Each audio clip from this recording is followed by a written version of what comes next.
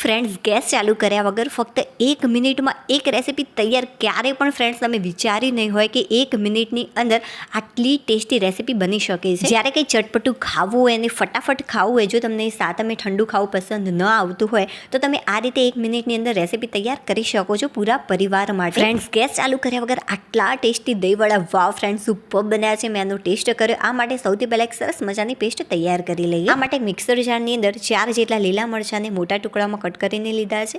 4 જેટલી લસણની કળીઓ એડ કરીશું. આનાથી સારી એવી સ્ટ્રોંગ ફ્લેવર આવશે. તેની અંદર 3 થી 4 ચમચી જેટલા શિંગદાણા એડ કરીશું.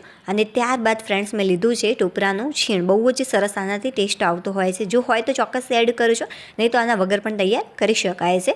તો 5 થી 6 ચમચી જેટલું મેં ટોપરાનું છીણ લીધું છે. હવે આની અંદર આખી ખાંડ એડ કરી છે.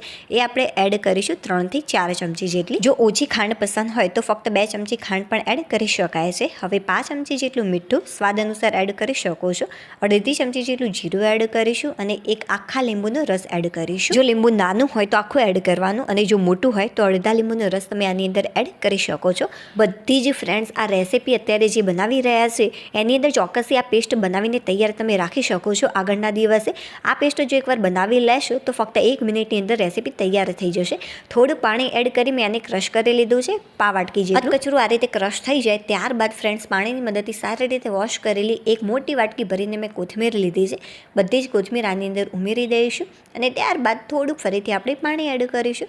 તો મેં ફરીથી આની અંદર પાવાટકી કરતાં થોડુંક વધારે પાણી એડ કર્યું. હવે ઢાંકી સારી રીતે આને ક્રશ કરી લેવાનું. જો તમને પાણી ઓછું લાગે તો તમે પાછળથી પણ એડ કરી શકો છો. એટલા માટે શરૂઆતથી વધારે એડ નહીં કરી દેવાનું. તો સરસ મજાની એકદમ ચટપટી પેસ્ટ કહી શકો છો, ચટણી પણ કહી શકો છો. બહુ જ સરસ લાગે છે આનો ટેસ્ટ ફ્રેન્ડ્સ. તો તે તૈયાર છે. બનાવેલી આ ચટણીને 3 થી 4 દિવસ માટે ફ્રીઝમાં સ્ટોર કરી શકાય છે. આના ઉપર વઘાર કરશો તો આ વધારે ટેસ્ટી લાગશે અને આ રીતે પણ ટેસ્ટી જ લાગે છે.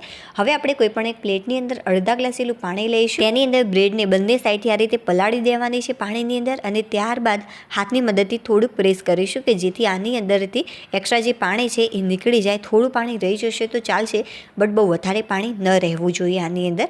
હવે આના વચ્ચે આપણે થોડાક શિંગદાણા એડ કરીશું. મેં 3 થી 4 જેટલા જ લીધા છે. એટલા જ ટામેટાં લેવાના છે. થોડીક કોબીજ એડ કરીશું. તમે આના વગર પણ તૈયાર કરી શકો છો, બટ આ રીતે થોડુંક ટેસ્ટી લાગશે. અંદર ઝીણી ચોપ કરેલી ડુંગળી અને લીલા મરચાં આ રીતે એડ કરી દઈશું અને ત્યારબાદ આને આ રીતે તમારે કવર કરી લેવાની. અને જેટલું પણ પાણી છે ફરીથી આપણે નીચોવી દઈશું કે જેથી પાણી બહુ વધારે પડતું આની અંદર ન રહે. બ્રેડને આપણે આખી પાણીમાં પલાળી છે, જેના કારણે સરસ મજાના સોફ્ટ જ થશે. એટલા માટે બને ત્યાં સુધી તમારે આ રીતે બધું જ પાણી દૂર કરવાનો પ્રયત્ન કરવાનો. બધા જ બોલ્સ આ રીતે તૈયાર કરી દઈશું. તો ફ્રેન્ડ્સ, મેં ટોટલ 3 બોલ્સ આ રીતે તૈયાર કરી દીધા છે. અને હા ફ્રેન્ડ્સ, જે બ્રેડ છે એના વચ્ચે તમે ચટણી લગાવી શકો છો. જે આપણે સ્ટફિંગ ભર્યું છે, સૌથી પહેલાં ચટણી લગાવવાની અને ત્યારબાદ સ્ટફિંગ ભરવાનું. આમ કરવાથી આ વધારે ટેસ્ટી લાગે છે. હવે આપણે લઈશું એક બાઉલ અને બાઉલની અંદર 3 થી 4 મોટા ચમચા જેટલું દહીં લીધું છે. દહીં ખાટું પણ નથી બહુ અને બહુ મોડું પણ નથી, મીડિયમ દહીં છે.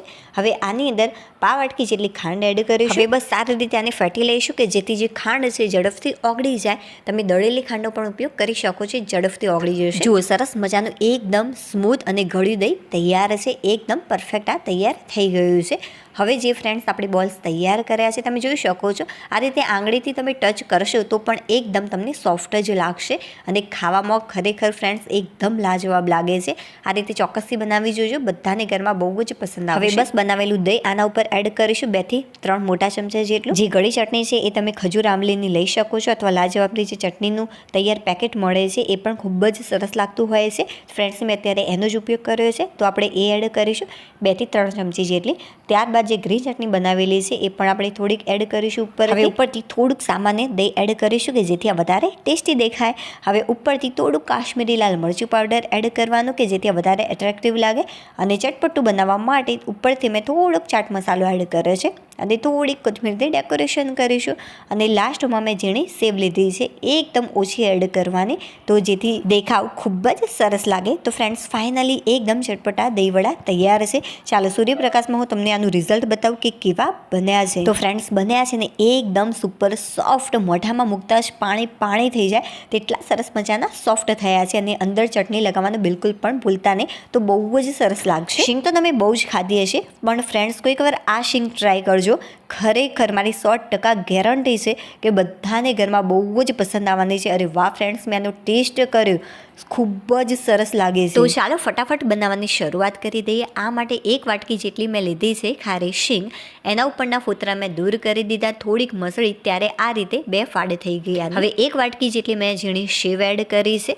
થોડીક ઉપરથી આપણે ડુંગળી એડ કરીશું, ઝીણી ચોપ કરેલી 3 થી 4 ચમચી જેટલી. ઝીણી ડુંગળીનો ટેસ્ટ બહુ જ સરસ આવતો હોય છે. હવે એટલા જ મેં ઝીણા ચોપ કરેલા ટામેટાં લીધા છે. બહુ જ ઓછા પ્રમાણમાં મીઠું એડ કરવાનું, કેમ કે ખારી શીંગની અંદર મીઠું છે અને સેવની અંદર પણ મીઠું છે, એટલા માટે 3 થી 4 ચપટી જેટલું જ મેં મીઠું એડ કર્યું. હવે બસ સારી રીતે એકવાર આને મિક્સ કરી લઈશું. હવે આની અંદર જે આપણે પેસ્ટ અથવા તો ચટણી તૈયાર કરી છે એ એડ કરી દઈશું. તો 2 ચમચી જેટલી હું આની અંદર ચટણી એડ કરું છું. આ ચટણી ખરેખર ખૂબ જ સરસ ટેસ્ટ આવતી હોય છે ફ્રેન્ડ્સ, તો ચોક્કસથી બનાવજો એકવાર. રોટલી સાથે ખાશો તો પણ આ ટેસ્ટી જ લાગશે. હવે 1 ચમચી જેટલી કોથમીર એડ કરી ફરીથી આને મિક્સ કરી લેવાનું. જે ફ્રેન્ડ્સ આગળ દહીંવડા બનાવે અને ત્યારબાદ આ શીંગની જે રેસીપી બનાવે એમાં બિલકુલ પણ મને ટાઈમ નથી લાગ્યો, બટ હા, હું તમને પ્રોપર માપ સાથે શીખવાડી રહી છું, એટલા માટે આટલો બધો ટાઈમ લાગી રહ્યો છે. જો તમે ચટણીઓ તૈયાર રાખી હશે તો ફટાફટ 1 જ મિનિટની અંદર તૈયાર થઈ જશે. તો ફ્રેન્ડ્સ ફાઇનલી સરસ મજાની એકદમ ચટાકેદાર શીંગ તૈયાર છે. જો તમને ઘડી ચટણી પસંદ હોય તો તમે એ પણ આની અંદર એડ કરી શકો છો, બટ અત્યારે ફક્ત મેં ગ્રીન ચટણીનો જ ટચ આપ્યો છે, એટલા માટે મેં ઘડી ચટણીનો ઉપયોગ નથી કર્યો. ઉપરથી તમે થોડોક ચાટ મસાલો પણ એડ કરી શકો છો, વધારે ચટપટું લાગશે. હવે ડુંગળી, ટામેટું અને કોથમીર ત્યાંને ગાર્નિશ કરીશું. તો સરસ મજાની એકદમ ચટાકેદાર ભેળ તૈયાર છે, એ પણ શીંગની. હવે ફ્રેન્ડ્સ જે ત્રીજી છે લાસ્ટ રેસીપી બધાની ફેવરેટ છે, આને જોવાનું બિલકુલ પણ ભૂલતા નહીં. સુપર્બ હિટ બની છે. ચાલો આનો ટેસ્ટ કરી લઉં કે મને કેવી લાગી ફ્રેન્ડ્સ આ રેસીપી. અરે વાહ ફ્રેન્ડ્સ, ખરેખર સુપર્બ A1 છે. 100 માર્ક્સ આપીશ આ રેસીપી. ચાલો આ રેસીપી બનાવવા માટે સૌથી પહેલાં લઈ લઈશું એક મોટો બાઉલ. તેની અંદર એક મોટો વાટકો ભરીને મેં મમરા લીધા છે. ફ્રેન્ડ્સ બને ત્યાં સુધી જે મમરા છે ક્રિસ્પી હોવા જોઈએ. જો તાજા મમરા હોય તો એને શેકવાની જરૂરિયાત નથી, બટ હા, જો વાસી પડી રહેલા હોય અને થોડાક તમને સોફ્ટ લાગતા હોય તો થોડાક તમે આને શેકી લેજો કે જેથી આ થોડાક ક્રિસ્પી થઈ જાય. જો ક્રિસ્પી હશે તો જેનો ટેસ્ટ છે વધારે સારો લાગશે. ચાલો હવે આની અંદર 3 થી 4 ચમચી જેટલી ઝીણી ચોપ કરેલી ડુંગળી એડ કરીશું. હવે ઝીણું ચોપ કરેલું ટામેટું એડ કરીશું. એ પણ મેં 3 થી 4 ચમચી જેટલું લીધું છે. તમને જે પણ શાકભાજી પસંદ હોય એ એડ કરી શકો છો, બટ હા, ડુંગળી અને ટામેટું ખાસ એડ કરજો. ઝીણી ચોપ કરેલી કાકડી, ઝીણી ચોપ કરેલી કોબી, બંનેનું પ્રમાણ સરખું રાખ્યું છે 3 થી 4 ચમચી જેટલું. ત્યારબાદ અડધી ચમચી જેટલા ઝીણા ચોપ કરેલા લીલા મરચાં, 5 ચમચી જેટલું સ્વાદ અનુસાર મીઠું, 5 ચમચી જેટલું કાશ્મીરી લાલ મરચું પાવડર કે જેનાથી કલર અને ટેસ્ટ બંને બહુ જ સરસ લાગશે.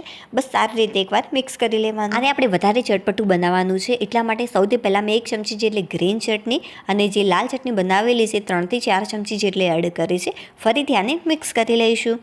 આમ કરવાથી ફ્રેન્ડ્સ ખરેખર બહુ જ સરસ મજાનો ચટપટો ટેસ્ટ આવતો હોય છે. અને હા ફ્રેન્ડ્સ, એક વિડીયો બનાવવામાં ખરેખર બહુ જ મહેનત પહોંચતી હોય છે. જો થોડીક પણ તમને રેસીપી, કોઈ પણ રેસીપી તમને પસંદ આવી હોય તો પ્લીઝ વિડીયોને લાઇક કરી દેજો. ચેનલ ઉપર નવા હોય તો ચેનલને સબસ્ક્રાઈબ કરવાનું બિલકુલ પણ ભૂલતા નહીં. તમે આ રીતે બનાવશો તો પણ ચાલશે, અને જો વધારે ચટપટું બનાવવું હોય તો થોડીક ઝીણી સેવ એડ કરી દેજો.